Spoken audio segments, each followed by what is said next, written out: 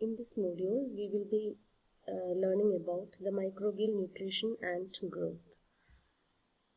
First, let us see the common nutritional requirements of microorganisms. Like all other organisms, microorganisms also require nutrients for their growth. So, the microbial nutrition that is concerned with the nutritional requirements of the microorganisms that they need for their growth. When we consider the nutritional requirements, the microorganisms, most of the bacteria are generalists. That means they are able to use a wide range of nutrients which are commonly available in the environment. And some of these microorganisms can synthesize all of the growth requirements from the raw materials which are available in the environment, and they can assimilate in the cells. But some bacteria are auxotrophs, and that means that they have specific nutritional requirements and they are fastidious. They are fastidious means that they have specific nutritional requirements and they will grow only if these nutrients are available in their medium. Otherwise, their growth will get arrested. And such bacteria are called auxotrophs. Then, the nutrients which are to be supplied in the medium, they are called essential nutrients. So the microorganisms, they cannot synthesize these essential nutrients by themselves, and they are to be supplied in the medium, or they are to be present in the environment. Otherwise, the microorganisms will not grow. And based on the amount of the nutritional requirements, the nutrients are classified into macronutrients and micronutrients. Macronutrients are required in large amounts, and the 6 major elements, carbon, nitrogen, phosphorus, hydrogen, oxygen and sulfur, they are among the macronutrients, and they are used for the synthesis of carbohydrates, proteins, lipids and nucleic acids. And in addition to that, the cations such as magnesium, iron, potassium and calcium, they are also macronutrients, and they are serving as enzyme cofactors or as regulatory signal molecules. Then micronutrients are nutrients which are required in small amounts, and that includes cobalt, copper, manganese, molybdenum, nickel and zinc, and they are components of enzymes, or they are part of the cofactors. For example, cobalt is a component of vitamin B12, which is a cofactor for enzymes. First, let us see the macronutrient carbon. Carbon is the major element in all classes of macromolecules, and among the different elements, carbon is the first among the major element that is required by the microorganisms, and a typical cell contains about 50% carbon.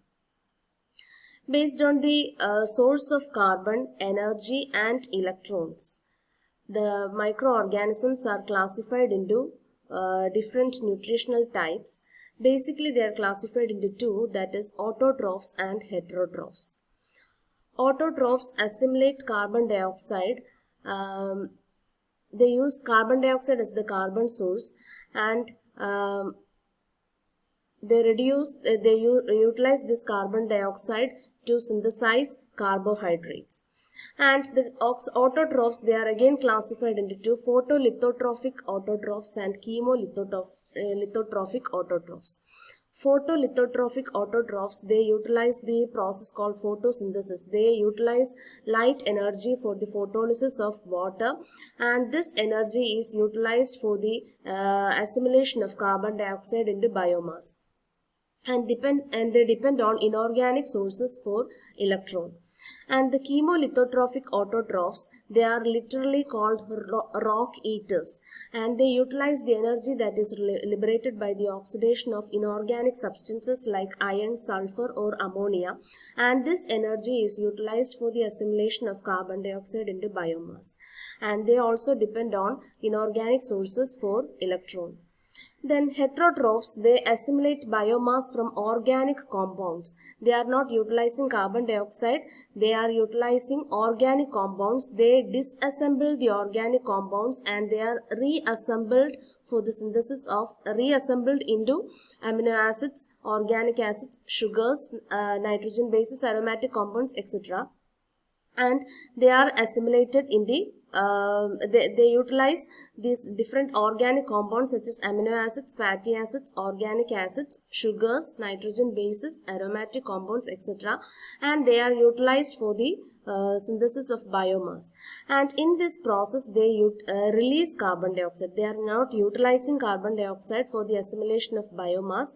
They are utilizing organic compounds for the assimilation of biomass, and in this process they are actually releasing carbon dioxide.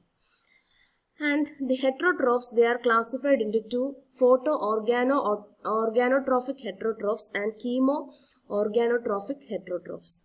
Photo-organotrophic heterotrophs, they utilize light energy for the breaking down of the organic compounds, and these organic compounds are broken down and they are utilized to build new biomass material, and they depend on organic hydrogen donor.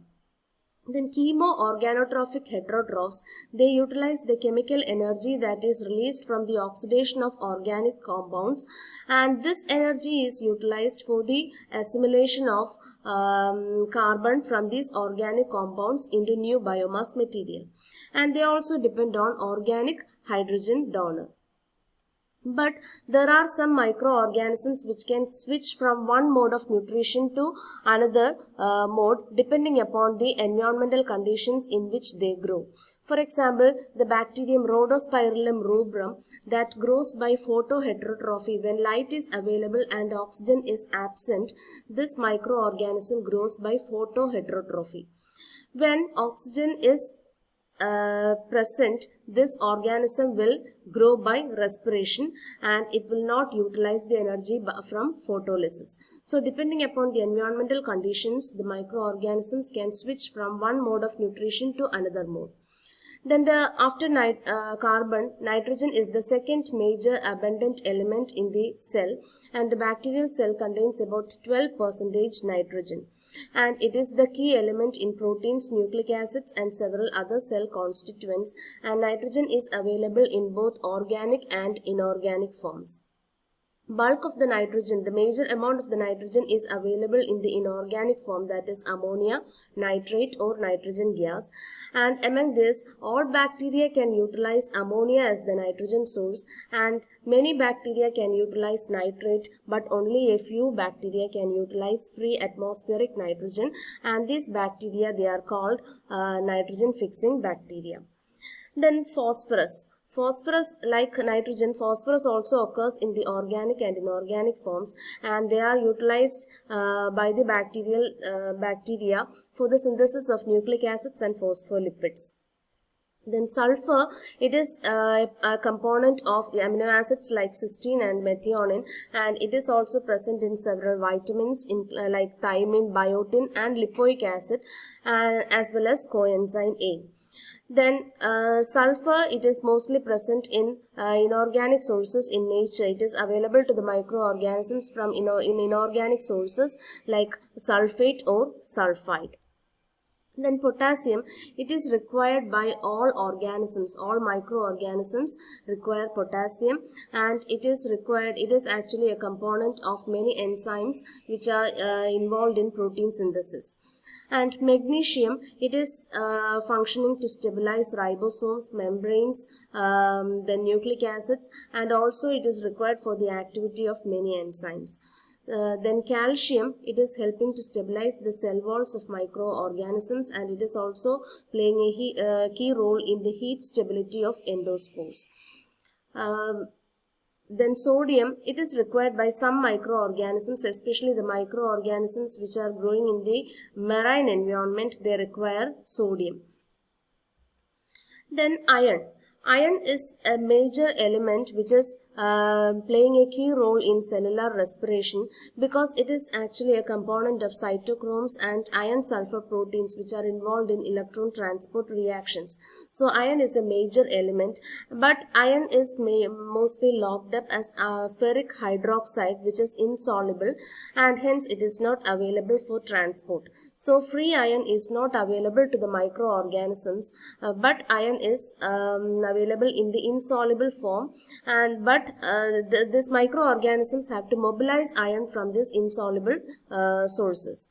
And for that, the microorganisms have developed certain iron binding agents which are called siderophores, and they bind iron and transport these iron molecules into the cell.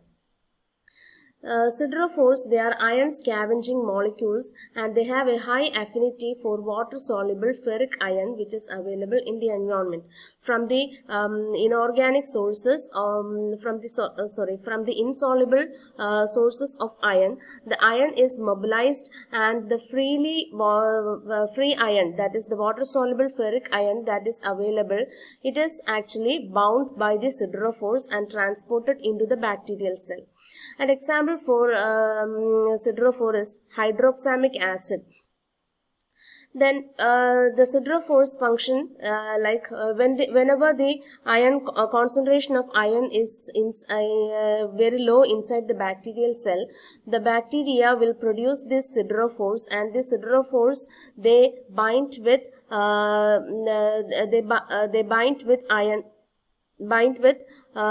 and form a siderophore iron complex, and this siderophore iron complex will bind with specific receptors which are located on the surface of the bacterial membrane, and this complex is then transported by ABC transporters into the bacterial cell. And once inside the cell, the iron is released, and it is utilized for biosynthesis. Then the siderophores are of two different types: phenolic siderophores, which are called enterobactins, and they are derivatives of the aromatic compound catechol, and they have a very extremely high affinity for iron.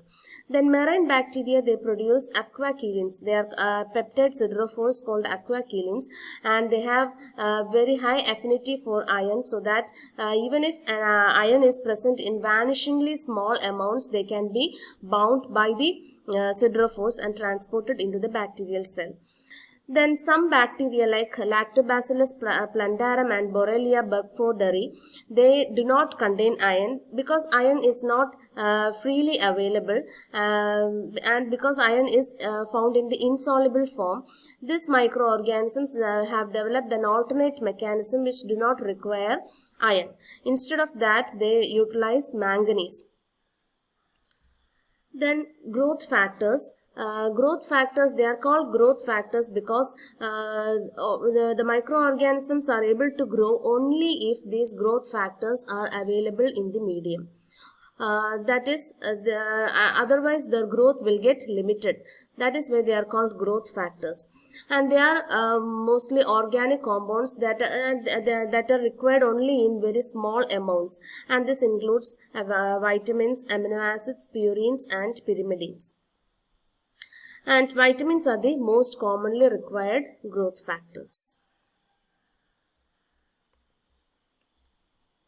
With that, we finish the topic, the common nutritional requirements of microorganisms.